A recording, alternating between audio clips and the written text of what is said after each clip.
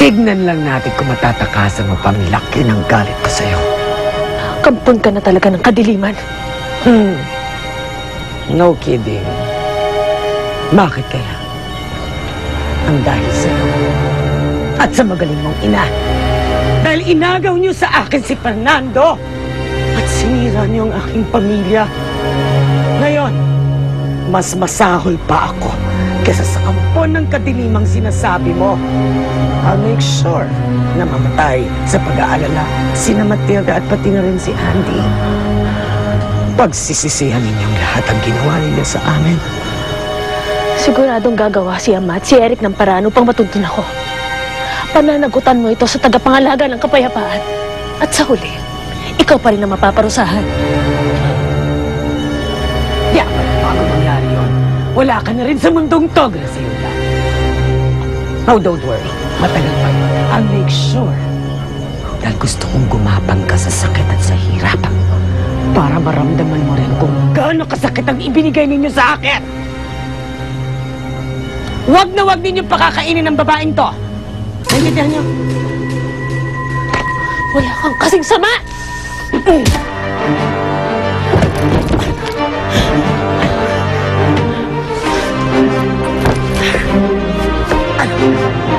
Gusto mo bang sunugin ko ang mukha mo? Ha? Mabulo ka dito!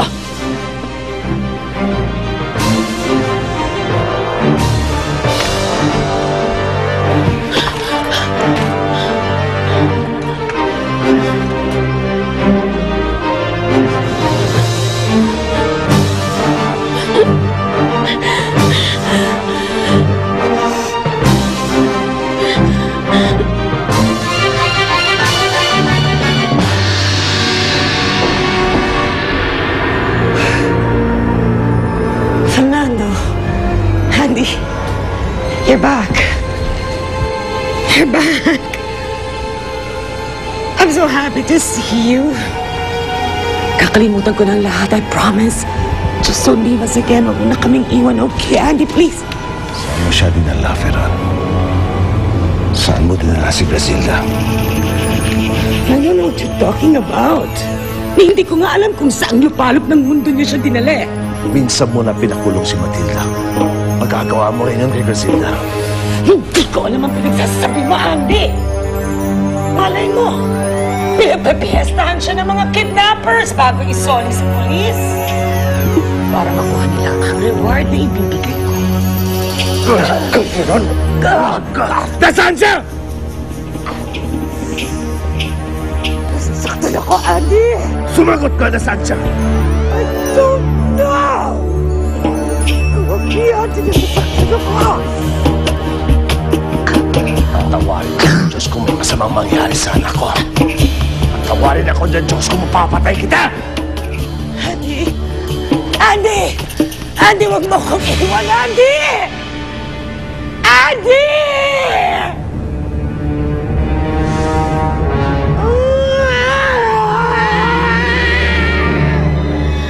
Totoo yung tinawag ko sa'yo kagabi, Larry.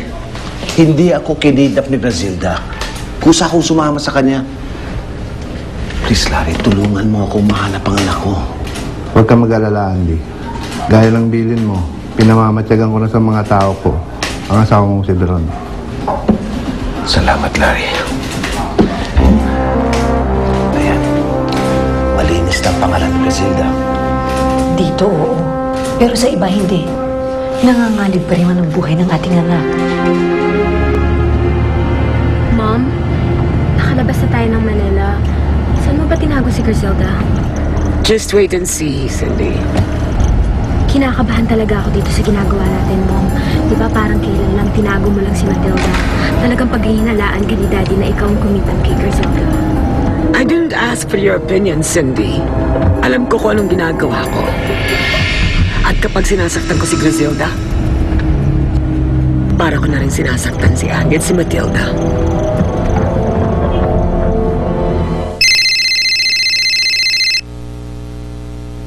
Nasundan niyo si Mrs. Veron?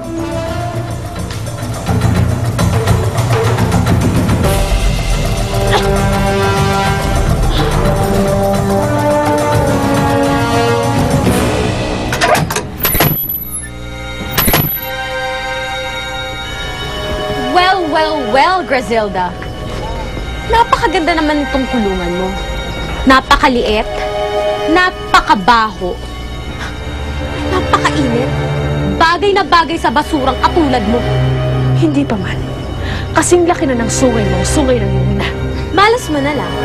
Dahil kahit gaano ka pakatapang, hinding-hindi mo puto yung sungay ko. Hawakan niyo siya. Anong gagawin niyo sa akin? Bitiwan niyo ako! Sige, tapanan niyo yan. Tapa!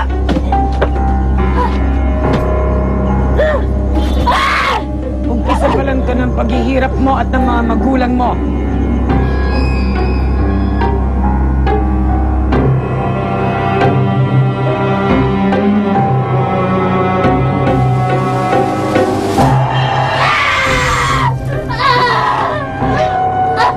Dapat yun sa'yo yan.